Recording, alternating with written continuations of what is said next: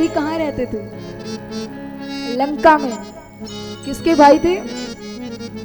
रावण के। रावण का भाई रहता लंका में है और शरण में आ गया राम जी के। कैसे?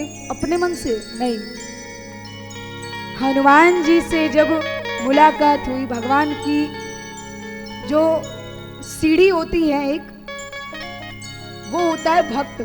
अगर आप किसी अच्छे भक्त से, अच्छे संत से मिल जाते हैं तो आपको भगवान भी बहुत जल्दी मिल जाएंगे। कहते ना, सतगुरु जी मेरो जन्म सफल कर दीजो। तो हनुमान जी मिले और हनुमान जी से भेंट हुई और हनुमान जी ने विभीषण जी को ऐसी कथा सुनाई, राम जी की ऐसी महिमा बताई कि विभीषण जी ने सोचा कि जिसकी कथा, जिसका नाम, जिसका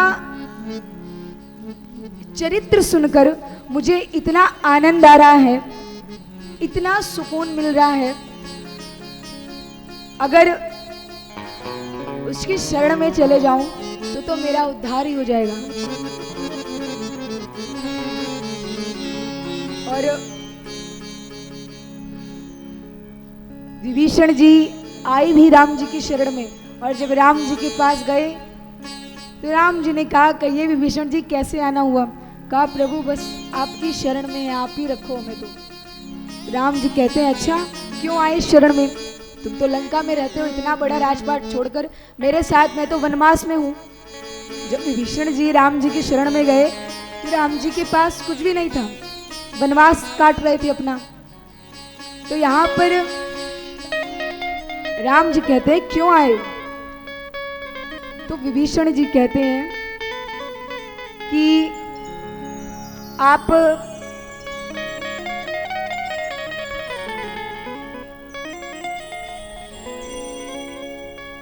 तो वहां पर कहते हैं कि क्यों आना हुआ आपका?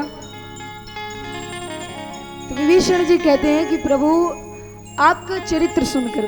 बोले चरित्र कैसे?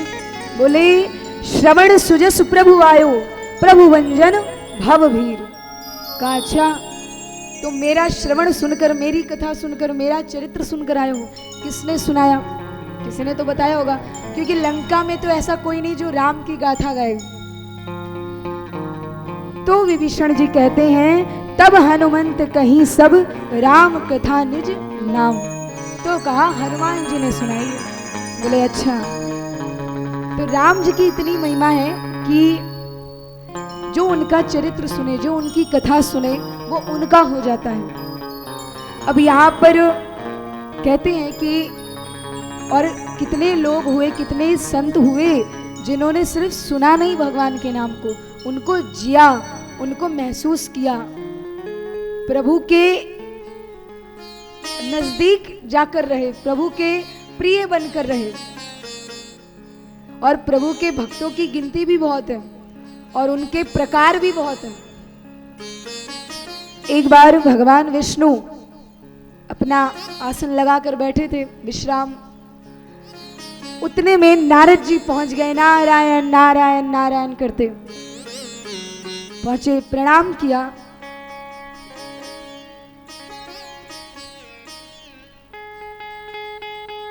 प्रभु ने कहा, बताइए नारद जी कैसे आना हुआ? तो नारद जी कहते हैं, प्रभु बस ऐसे ही आपका मोह लगा, मैं चला आया, और मुझे किसका मोह? भगवान कहते हैं, अच्छा बैठिए। बैठाया। अब भगवान तो अपना विश्राम कर रहे हैं, नारद जी प्रभु के वहां 2 डायरी रखी होती है। अब नारद जी ने पहली डायरी उठाई और जैसे ही पहला पृष्ठ खोला, पहला पेज खोला, तो उसमें सबसे ऊपर नारद जी का नाम था। नारद जी बड़े खुश हुए, क्योंकि वो जो 2 डायरियां थी वो भगवान की पर्सनल डायरी थी, वो कोई छूता नहीं था, और वो उनकी डायरी थी जिसको भगवान बड़ा प्रेम करते थे। अब नारद जी का नाम सबसे पहले। नारद जी इतने खुश हो गए कि अरे यानी भगवान का सबसे प्रिय तो मैं ही हूँ। अब बाकी नाम पढ़ते गए। जब वहाँ के नाम खत्म हुए तो दूसरी डायरी उठाई, और दूसरी डायरी जब उठाई तो उसमें सबसे पहले हनुमान जी का नाम था। पहले में नारद जी का और दूसरे में सबसे पहले हनुमान जी का। नारद जी ने कहा प्रभु ये तो मुझे समझ में नहीं आया कि पहले मेरा नाम और दूसरे में हनुमान जी का क्यों।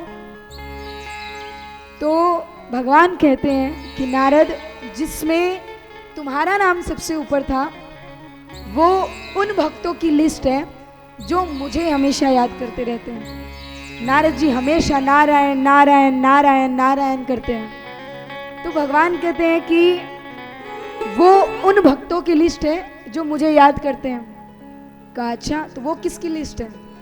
भगवान ने कहा ये तो उसकी है जो मुझे याद करते हैं, और ये उनकी है जिसमें हनुमान जी का सबसे पहले नाम है। ये उन भक्तों की लिस्ट है जिनको मैं हमेशा याद करता हूँ। वो करें ना करें, उनको मेरी याद आए ना आए, पर मैं हमेशा याद करूँगा।